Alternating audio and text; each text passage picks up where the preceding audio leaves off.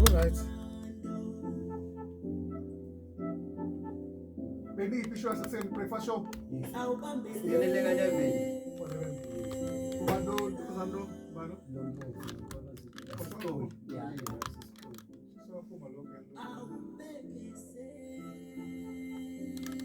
So, Asibuya. siyaqala ishayelo kuzana. Oh, oui.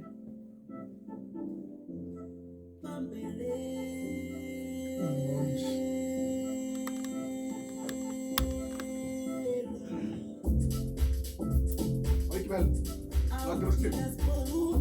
Ngiyakuyizwa ke. Umuntu ugibela hamba ngendlela yazi nayo ukuthi uqhubeka ithini. Oh, okay. Angithi yazi uqhubeka ithini. Yeah. Ubabela ngicisha ngicabona. Okay.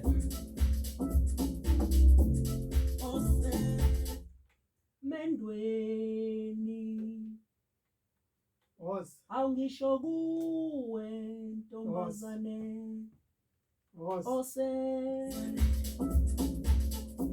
Yazi usipushela yona nje ngqo yakuzwisa usilalela la yimi lo ngicula la. Ngithathe kancane. Ngathi usestudio. Yeah.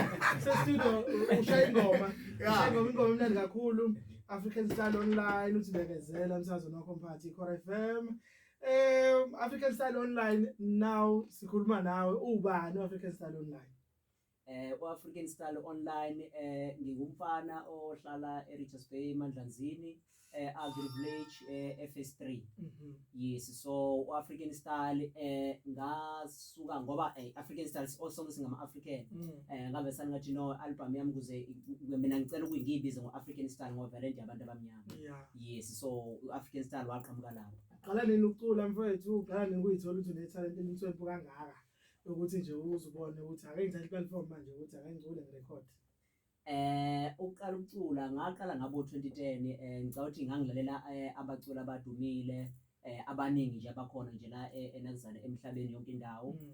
Ngisupport nabaphesheya mhlawumbe base Nigeria. Always nje yabo music into evela ngangiyithanda kodwa kuphela ungazi ukuthi ngizoqala kuphi ngizime kuphi ngiyaphi yabo ngoba lento sometimes bifuna imali bidinga nolwazi uthola umuntu ozokwazi ukuthi exceed. So ngagcina nami ngiqala ukurecorda ngamafoni sangala kunezidudu lezi efufusayo sazama sehle senyuka kwathi ngo2019 kwathi ukuzama zamanyeni. So ngagcina sekulonyaka ke ngoba uqala ke ngahlana uDJ wami lo DJ Risi 1 DJ 1 RCA ohlala eMzinga. So sagcina ngoba sayigcina sisithola postelana izinto yabo ngibona indoda ebusy and futhi into yakhe serious clean. Ngagcina saxhumana ke wagcina sengithatha ngoba sengila kuyimanje ngihamba enyathelweni zakhe yena okuthatha ngibeke. Yabala mfethu ukuthi akubanga lula in terms of ukuthi ungazi ukuthi uzoqala usebenze nobani. Mhlawumbe singayifaka leyo ngaphansi kweyingqinamba ama challenges obhekene nawo ekutheni ukwazi ukuthi ukhiphe umculo ngoba uzukwazi ukuthi ukhiphe umculo okuleli izinga mfethu. Challenges. Yes, no kuningi vele esibhekana nakho njengabantu yabona uma umuntu nje usaqala into kunalapho uthe umuntu usaqala uthi yawalalela edawu lento iyabheka lento ngeke kufikise ndawo ngoba lento ifuna abantu abanemali yabona enzele ukuthi Monase. Ngoba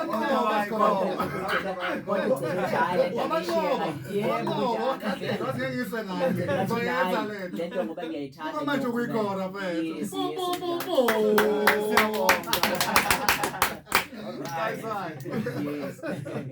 All right, mfethu usebenza nobani? I mean kulezi ngoma zakho nje ekhiphile ubani usebenze nabo ekutheni ukuze ukhiphe lo music mfethu? Umuntu engisebenze naye khona uproducer wami ohlala khona eMandlanzini FS3 igama lakhe ibizwa ngoQJ. uDJ angabayibiza ngama Netflix batholakala konke ama platform ba DJya bahamba zonke indawo ukuthi vela abakafiki kulesi sigaba abasidingayo kodwa ke abantu abakwazi ukwenza bakwenzela yonke into oyidingayo istudio esincane ongeke usinake and futhi bona abangabantu nje abazimisela ngomculo yonke ibeat oyifuna abakwazi ukwenzela bese bekwazi ukuthatha bekufaka. All right. Yes. Isikhathi njengamanje it's 54 minutes after ushayile u3 ntambama Mfethu sana nangena nje phela lasekhaya sikakenzi lutho. Ningawashi. Sana nangena sinemzuzu nje ngaphansi akahlangana nehora sisemsazweni wakomphathi Khona FM.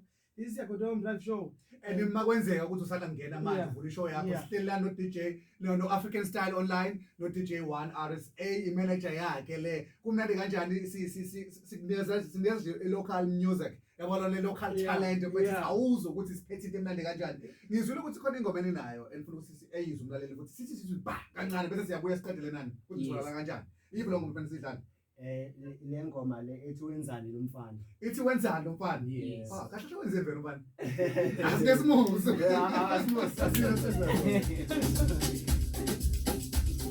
ayizwani ngaba mnandi Yeah, right. Uthi mase ngizwakala. Uzawuzwakala wena. Khale kakhulu, wena uzwakala. Yeah. Khale kakhulu kwimayi. Ibo isakhe phansi sondela kakhulu. Awusho wayizwa imfundo yakho.